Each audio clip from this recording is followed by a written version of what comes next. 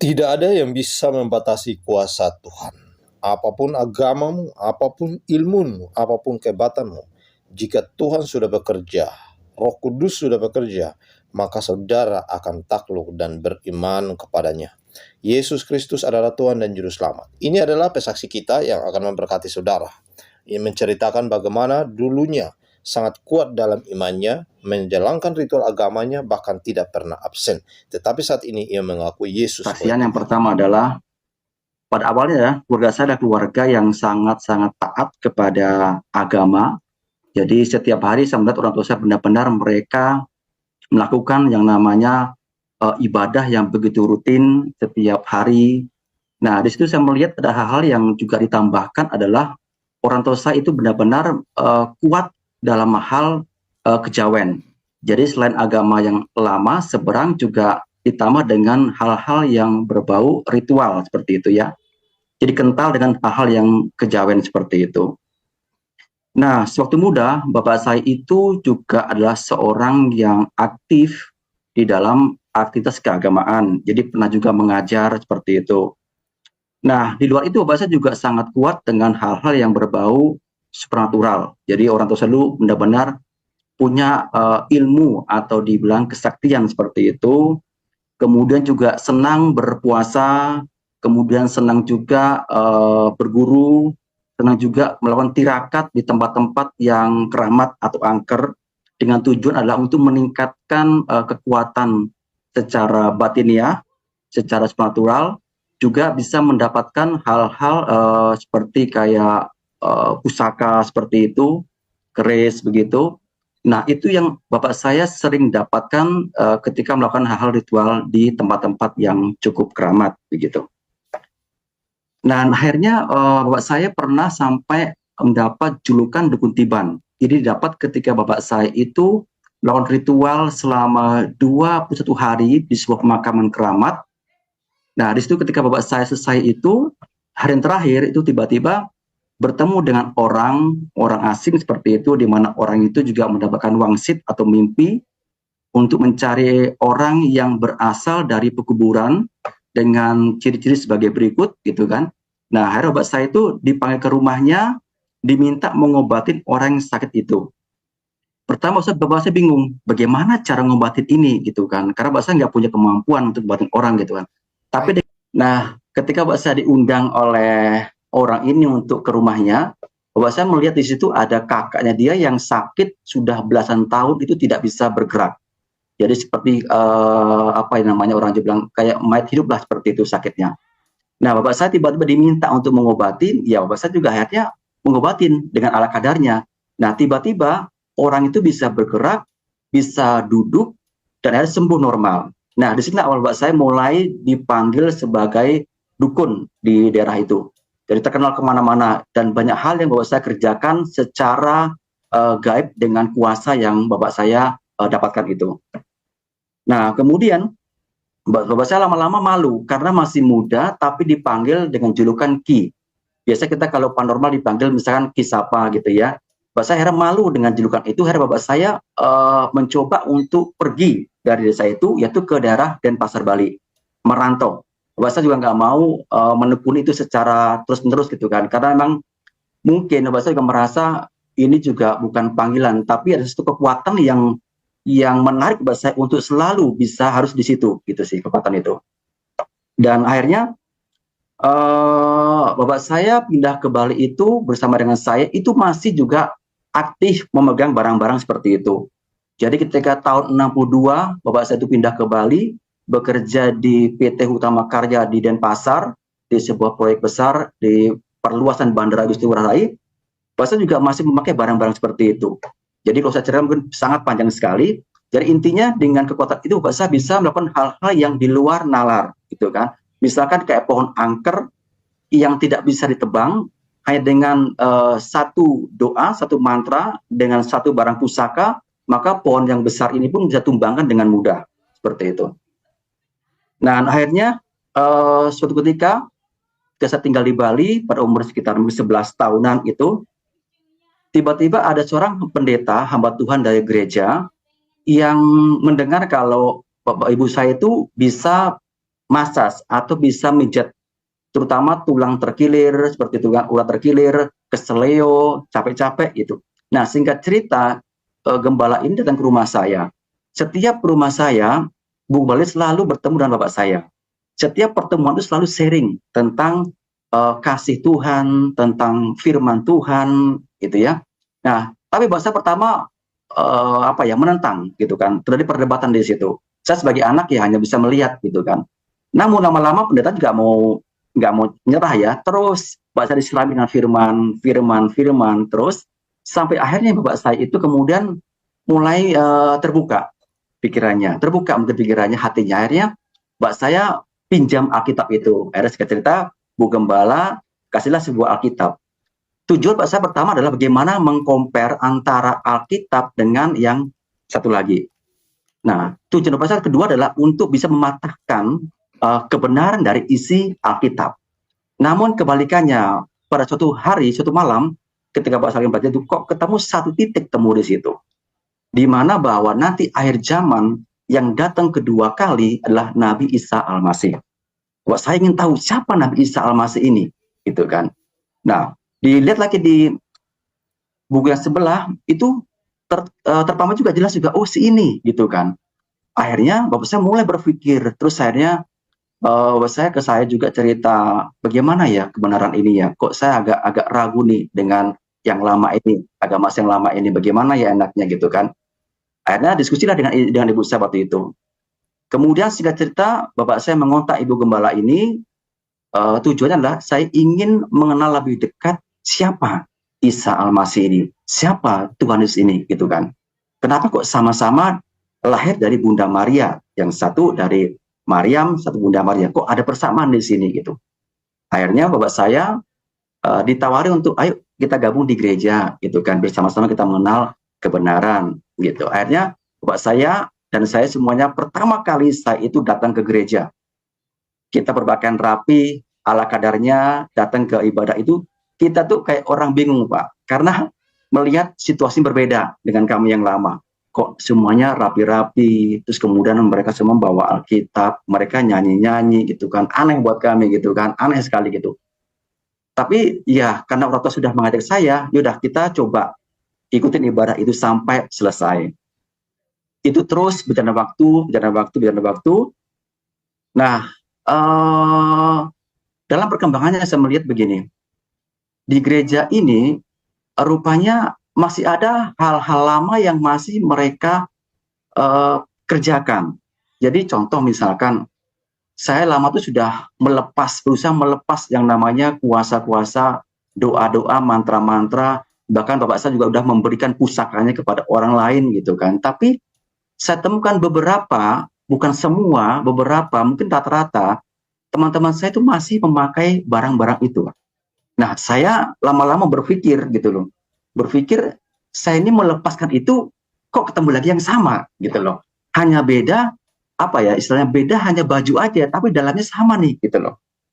Nah, lama-lama suatu ketika saya tertantang gitu kan, karena ketika ketemu dengan anak-anak muda, mereka bilang kalau baca doa ini begini-begini, ditaruh di kopi, diminum, ilmu sudah masuk, udah bisa kebal segala macam. Saya nggak percaya gitu kan.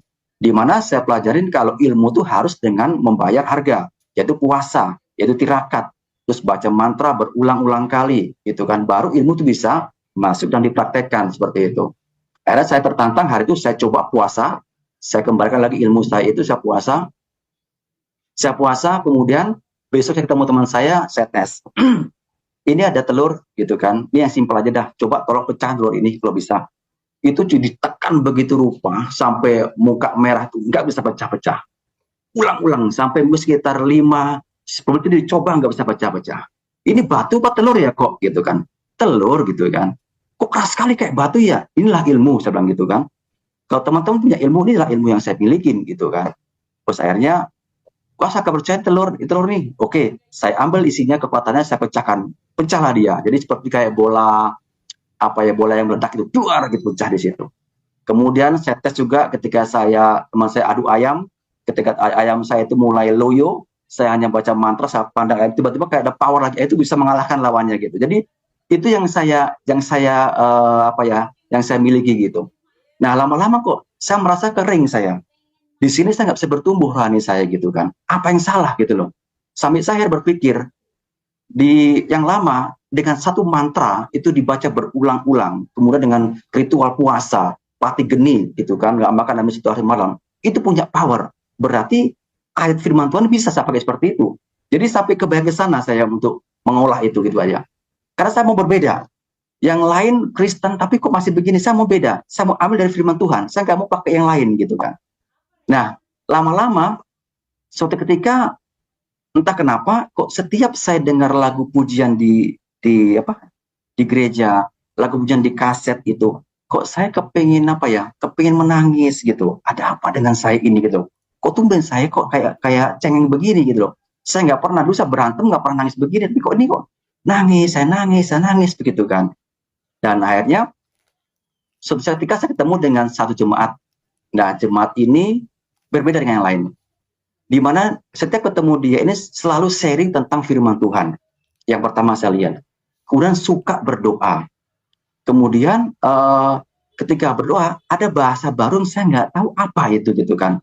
Bahasa baru apa? Dia bilang ini adalah bahasa roh gitu kan. Nah di kami itu, bagi kami ada sesuatu yang janggal dengan bahasa ini gitu loh. Memang ada di kisah para rasul tentang karunia berbahasa roh, tapi ini tidak dipakai di tempat kami gitu kan. Bagi kami ini sesuatu yang aneh gitu kan. Saya coba sharing dengan teman yang lain, ada yang mengatakan itu sesat, itu bukan dari Tuhan, itu dari yang jahat.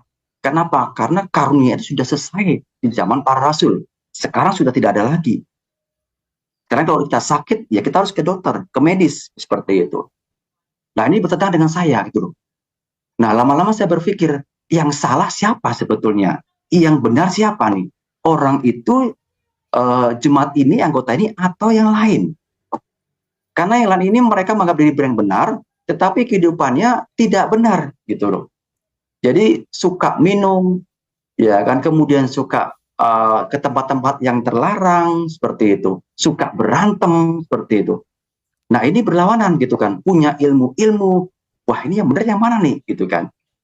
Nah sampai suatu ketika saya itu diundang ibadah waktu itu kan ke gereja karismatik.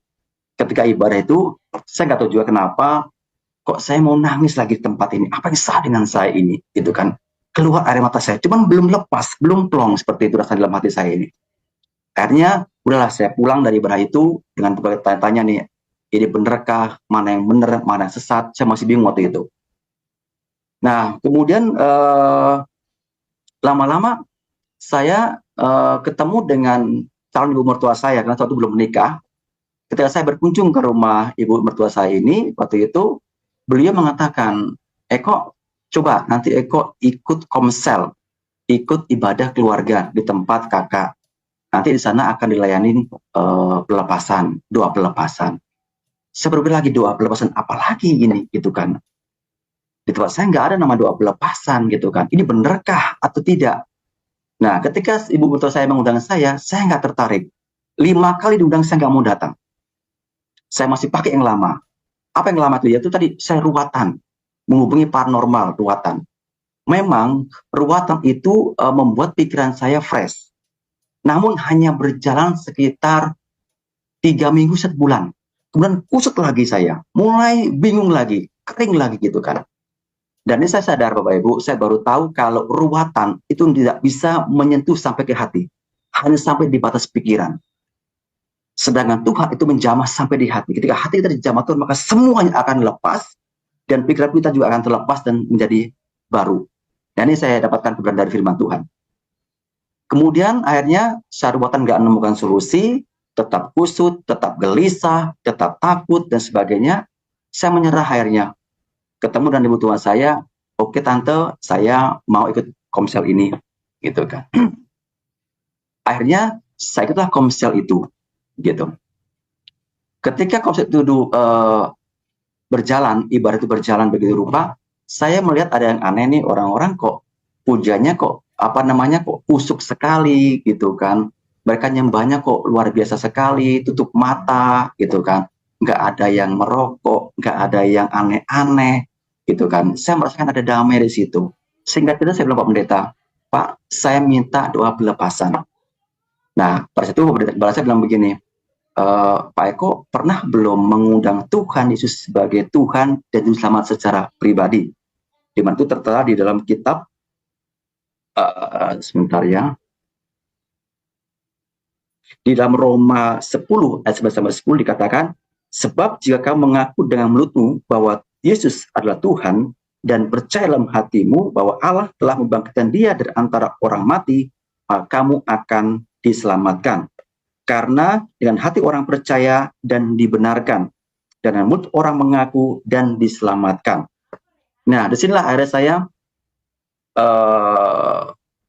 mencoba untuk membuka hati saya kepada Tuhan. Saya dituntun berdoa untuk terima Tuhan, mengaku semua dosa-dosa saya saat itu.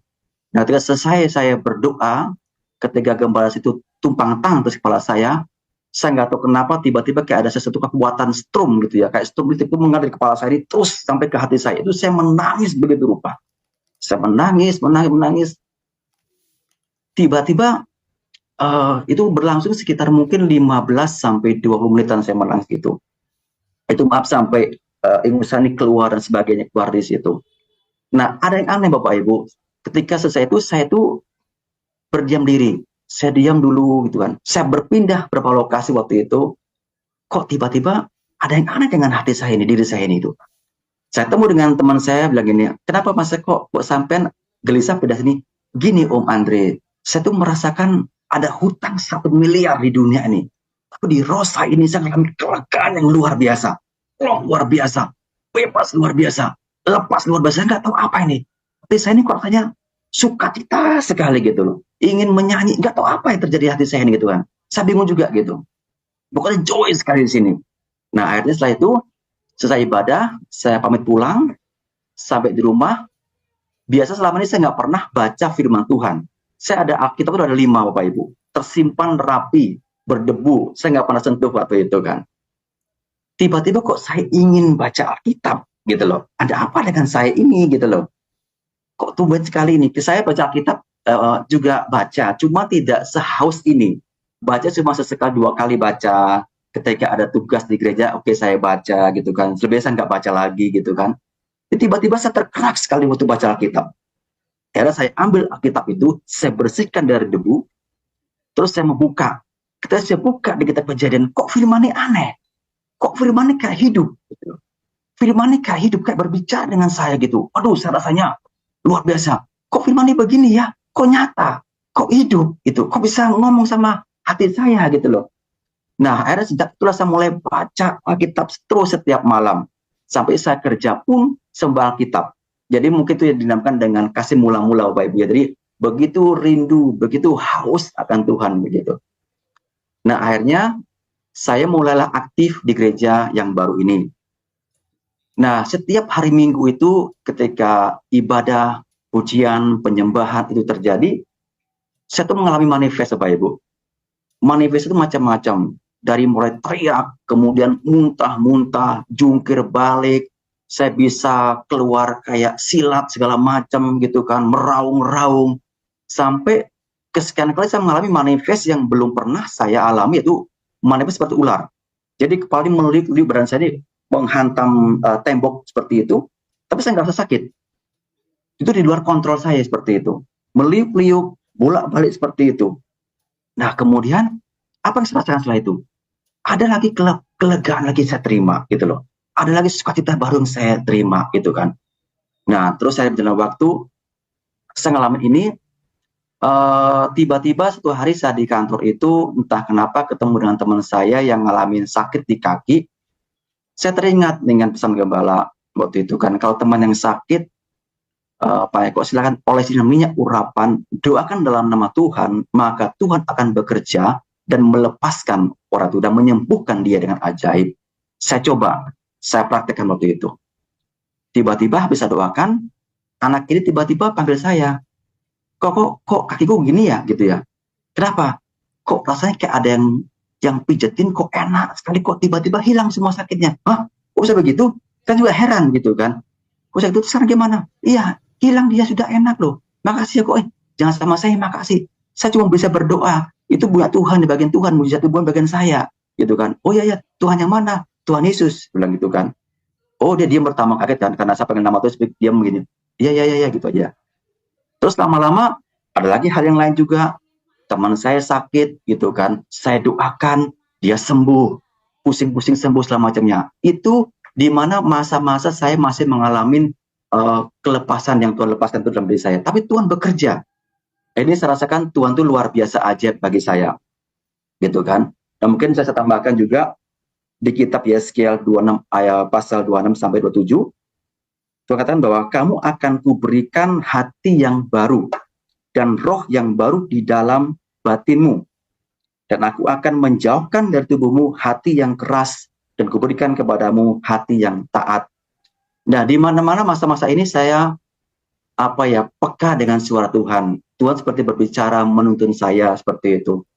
Nah, ini saya rasakan kok Tuhan baik banget gitu kan. Ketika saya ada sesuatu hal masalah kan orang itu, Tuhan berbicara gitu kan. Mungkin tidak bicara secara audible secara di telinga, tapi hati saya itu peka gitu. Oh, ini suara Tuhan. Saya tahu ini suara Tuhan buat suara saya. Karena saya nggak mungkin berbicara seperti itu gitu kan ya.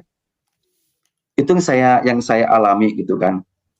Banyak perkara-perkara rohani yang saya alami bersama Tuhan. Bahkan di tempat kerja juga ada yang kena santet, kena guna-guna. Itu hanya dengan saya doa saja, Tuhan lepaskan orang itu. Sehingga akhirnya teman-teman saya ketika ada masalah yang berbau klinik seperti itu, ke saya, Pak Eko, kalau doa dong, saya ada begini-begini. Oke, doa. Percaya sama Tuhan Yesus, bukan sama saya. Karena saya nggak punya kekuatan. Kalau you percaya sama Tuhan Yesus, maka you akan dilepaskan. Nah, itu yang dialami oleh teman-teman saya. Mengalami kelepasan, mengalami pemulihan, mengalami kesembuhan yang begitu ajaib dari Tuhan. Itu yang saya alami. Nah, kemudian selama itu, apa kemudian masalah pribadi saya selesai? Tidak, Bapak Ibu. Kita dalam Tuhan juga mengalami namanya proses gitu ya. Proses juga ada gitu kan. Bahkan di masa-masa itu, entah itu bagaimana ya, seawal saya tidak, tapi ada suara lain yang selalu mendakwa saya. Ketika saya mau ke gereja, ada suara mengatakan, ngapain kamu gereja? Apa yang kamu dapatkan di gereja? Saya bingung, ini suara apa lagi nih? Gitu kan ya. Ngapain kamu gereja? Ngapain kamu ibadah? Apa yang kamu dapatkan? Tidak ada kan? Gitu. Tapi suara itu saya lawan. Karena itu bukan suara Tuhan. Saya percaya ini suara ini bukan suara Tuhan. Karena tidak membawa damai di dalam hati saya. Tapi membawa kebingungan, membawa kegelisahan, membawa ketakutan. Saya lawan. Saya tetap beribadah. Saya tetap mau dilepaskan itu sampai tuntas. Gitu. Itu yang saya alami. Nah, terus kemudian lama-lama saya juga bertanya Bapak Ibu ya, karena begini, karena di awal itu kan Bapak saya pernah bilang bahwa saya itu dulunya masih ada hubungan dengan darah biru, jadi ada hubungan dengan orang keraton. Saya bertanya gitu ke sama Tuhan, Tuhan, jika Engkau mengizinkan, tunjukkan kepada saya Tuhan, dari mana sih asal leluhur saya, gitu kan? Kenapa kok selama ini saya sampai mengalami kelepasan seperti ini? Nggak pernah saya ngalamin seperti itu, gitu kan? Butuh berbulan-bulan, sekitar 2-3 bulan saya ngalamin kelepasan seperti itu. Begitu lamanya. Dan Tuhan baik, Bapak Ibu. Tuhan baik. Saya diberi mimpi. Jadi selama ini saya tuh terima Tuhan punya penjelasan melalui mimpi. Mimpi-mimpi yang Tuhan terus berbicara memimpi. Nah, sampai mimpi saya inilah mimpi yang paling jelas yang saya terima selama ini. Mimpi saya seperti ini, Bapak Ibu. Jadi saya itu tiba-tiba berjalan itu masuk ke pelataran keraton. Dan ini saya tahu adalah keraton Jogja. Jadi di daerah Jawa Tengah gitu ya. Saya berjalan seperti itu, tiba-tiba saya dihentikan oleh Kanjeng Hemas. Saya tahu nih, ini adalah istri dari Hamengkubuwono ke-9 di Jogja. Saya dihentikan, saya ditanya waktu itu, di saya seperti itu, apa tujuan Anda ke sini? Saya bilang, saya ingin ketemu dan putri Ibu, saya mau sharing Bu. Masalah apa gitu kan? Masalah dari mana sih Bu? Asal mula saya ingin tahu aja sih Bu gitu kan. Oh baik, karena Ibu tuh seperti begini posisinya Bapak Ibu, kayak baca doa atau begini. Nah terus dia bilang begini sama saya, iya, Anda masih ada bekasnya. Ada bekasnya, oke. Terus sekarang bagaimana ya Bu? Nanti ketemu dengan bapaknya nggih, supaya Bapak lebih tahu tentang hal ini. Oh baik Bu, baik. Mari ikut saya. Saya ikutin Ibu ini sampai masuk ke sebuah ruangan. Di situ ada beberapa kursi, saya duduk di situ.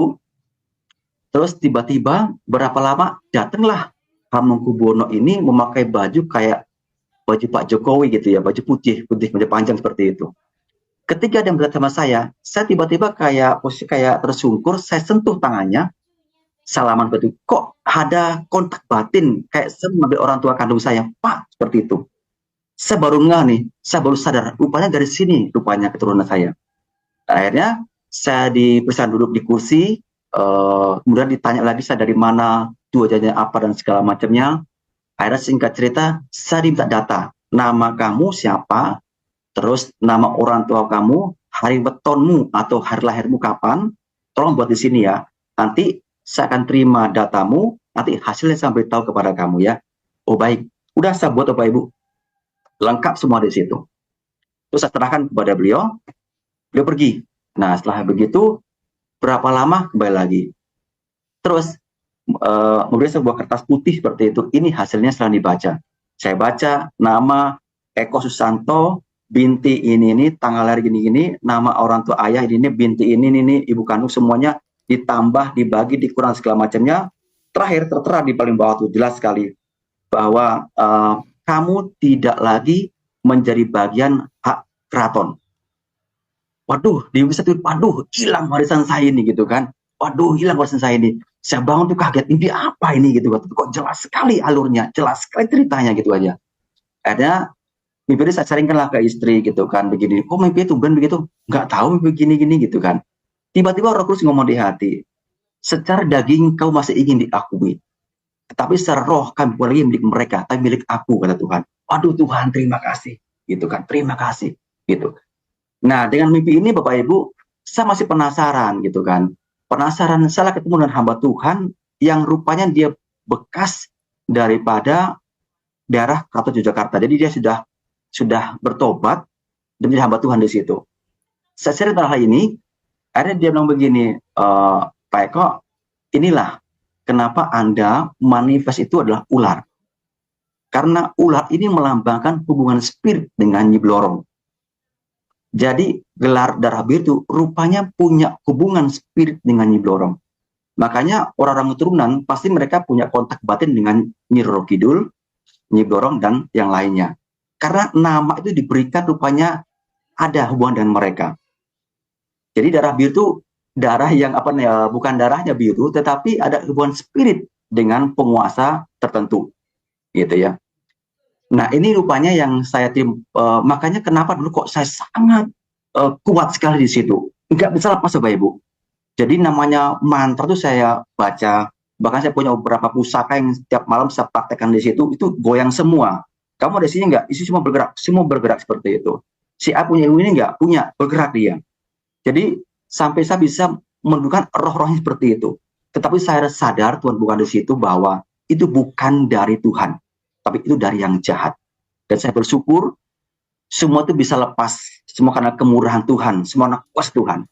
Akhirnya dari sinilah saya mulai berhenti dengan hal yang berbau mistik, berbau gaib, karena saya tahu ada satu kuasa yang lebih tinggi dari mereka semua, adalah kuasa Roh Kudus.